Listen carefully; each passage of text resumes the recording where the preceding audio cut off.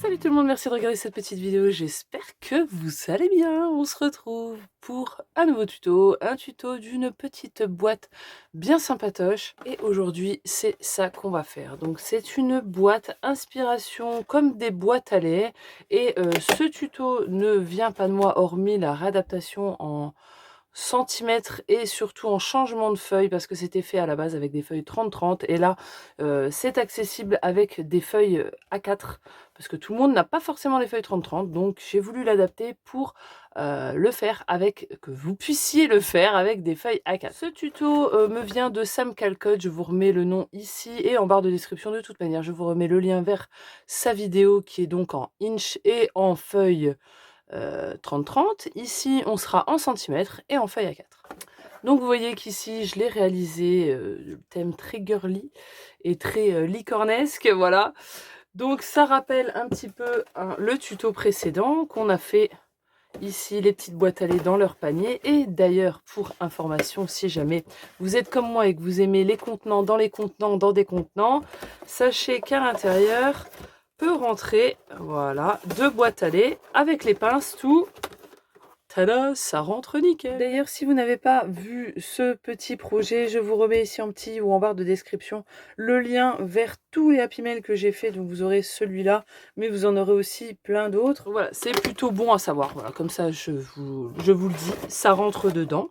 Donc vous pouvez, si jamais vous avez envie de faire des boîtes à lait et pas le panier, bah, vous avez aussi cette option-là de boîte qui est dans le même thème. Voilà, plutôt sympa. Au niveau des papiers de celui-ci, c'est ce bloc-là de chez Action que j'ai utilisé. Alors, je ne le présente plus, je l'aime tellement.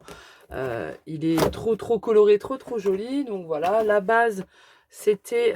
je crois que c'est le pink, tout simplement. Je ne sais pas c'est quel rose, mais c'est du papier de chez Florence. Voilà, de chez Vassen Creative, la gamme Florence, en 216 grammes, et c'était en feuille 30-30. Donc celui-là, c'est le tuto que j'ai suivi, voilà, pour le réaliser. Et ça, c'est mon adaptation, c'est ce qu'on va faire aujourd'hui. Donc, vous remarquerez que c'est exactement la même chose. Bon, j'ai pas fait les fignolages, hein, c'est juste le prototype. C'est exactement la même chose, c'est exactement la même profondeur. Là où j'ai réussi à ratiboiser, c'est dans le fond. La seule différence sera sur le fond. Vous voyez que ça ne va pas pleinement jusqu'au bout, alors que là, vous voyez que ça va jusqu'au bout et ça recouvre. C'est la seule différence. Voilà. Donc maintenant que vous avez vu un petit peu le projet, eh ben, c'est parti. On va commencer avec le tuto et moi je vais le faire pour qu'il soit coordonné avec celui-ci. Donc je vais partir sur du Clairefontaine blanc. Voilà, d'habitude je prends du 210 grammes, j'en ai plus, donc je prends du 160 grammes. Comme ça va être recouvert de papier assez épais, ça va aller très bien, il y aura une bonne tenue. Donc voilà pour information. Et donc pour réaliser cette boîte, il vous faut que 2 feuilles A4. Voilà, donc il faut 2 feuilles A4, en sachant que cette partie-là, elle est à part, donc il vous faut une chute, mais vous allez voir que vous allez en obtenir. Donc voilà, vous allez vous munir de vos 2 feuilles A4 et vous allez faire exactement la même chose sur les 2 feuilles, ok? Donc vous avez les 21 qui sont ici, les 29,7, et sur les 29,7, on va retailler à 25. On ne va pas toucher au 21. Sur ces 25, vous allez faire un pli à 6 cm, hop, et à 23,5. Hop, on va jusqu'à 23,5 et on fait un petit pli. Donc là, vous allez avoir 6 cm, 17,5 et une petite bande de collage d'1,5 cm. Ensuite, on va le pivoter et on va faire un pli à 7,5, donc sur nos 21, à 7,5, hop, et à 17,5. Donc voilà, vous avez vos feuilles comme ça. Donc là, vous voyez, c'est le fond.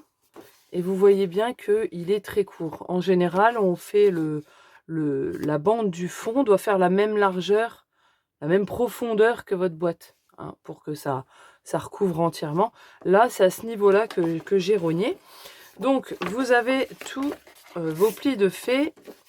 Donc, vous faites ça également sur la deuxième feuille. Faites exactement la même chose. Et maintenant, on va s'occuper de faire ceci, là, le petit triangle qu'il y a là. Donc, vous allez venir avec votre massicot ou votre règle. Moi, je vais vous montrer à la règle. Voilà, ça va se passer sur le carré qu'il y a là. Là, vous avez votre bande de collage et vous avez ce petit carré en haut à gauche. faites attention que ça soit vraiment le grand carré, d'accord? Parce que là, vous avez un petit rectangle. D'ailleurs, ce n'est pas un carré, c'est un rectangle, mais c'est un gros rectangle.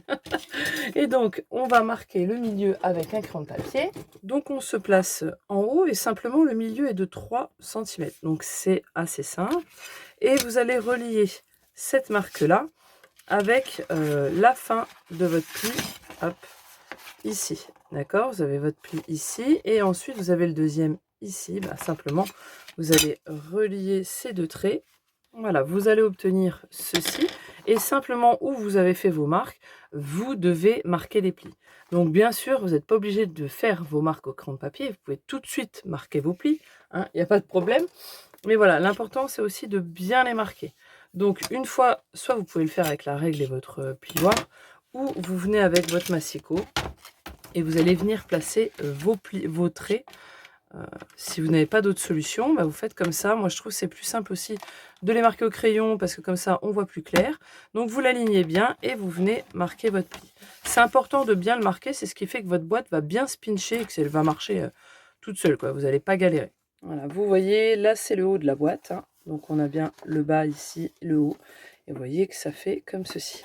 Donc, une fois que vous avez fait ça, bah, vous faites pareil pour la deuxième feuille. Une fois que nos deux feuilles sont faites, il nous reste plus qu'une chose à faire pour la formation de la boîte, c'est on va faire nos petites découpes. Donc là, vous avez bien votre triangle, votre bande d'1,5 cm.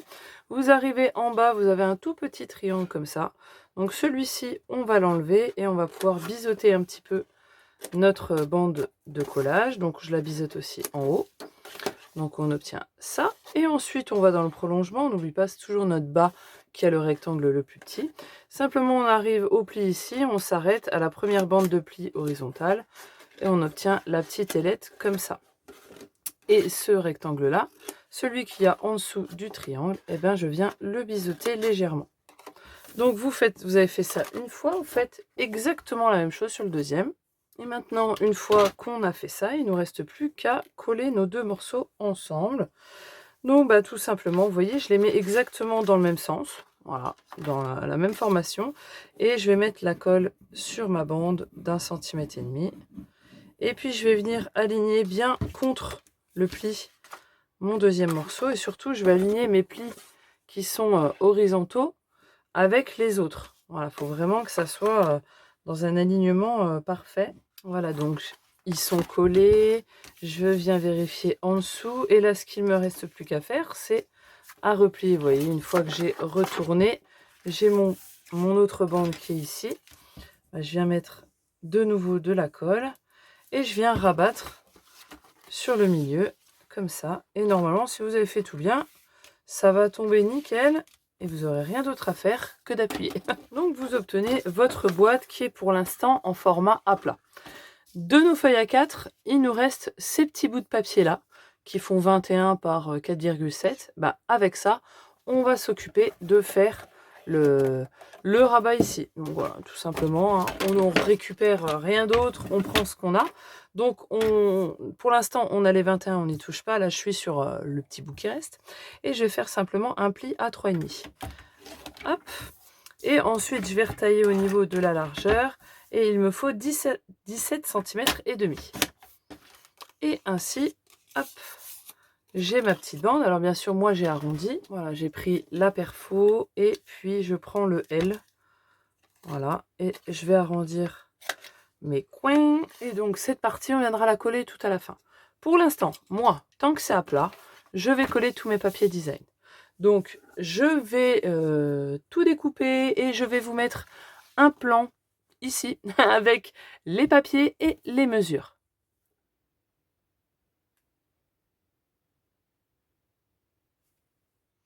Donc voilà, vous avez toutes les mesures et pour ce qui est des triangles ici, donc on va faire la même chose. Moi je vais me mettre sur le dos, vous avez vu j'ai pris le papier holographique comme pour mes petites boîtes à lait. Et là par contre sur les 5,5, vous allez faire la moitié qui est 2,75 et c'est exactement la même chose, c'est juste la mesure qui diffère. Donc là on retrace comme ça, voilà, et puis on aura juste à couper tout ça et puis ça nous donnera nos petits triangles. Voilà, donc maintenant, on n'a plus qu'à placer nos papiers. Comme ça, voilà, c'est plus simple de les mettre à plat. Hop. Et le petit triangle ici, bien sûr, moi je vais gommer mes traits. Et c'était aussi, alors normalement j'aurais dû le refaire comme ici, vous voyez, avec le bordeaux en dessous. Voilà, j'avais pas envie de recouper tout dans les feuilles 30-30 de bordeaux. Et puis comme ça, je vous montre ce que ça rend aussi comme ça, sans rien. C'est vrai que c'est pas la même chose, hein, du coup. Ça ressort vachement mieux avec un fond bordeaux que le tout blanc. Moi, vous savez, j'aime pas trop le blanc. Mais bon, là, j'avais pas le choix. Je suis partie comme ça. Donc voilà, on n'a plus qu'à coller tout ça. Voilà, donc tous les papiers sont collés, vous voyez. Il reste plus que le moment du montage. Et vous pouvez déjà voir que si vous avez bien fait vos plis, ici, voilà, ça va pincher nickel. Il n'y a pas de problème. Là, voilà, ce qui reste plus qu'à faire, c'est à replier nos fonds.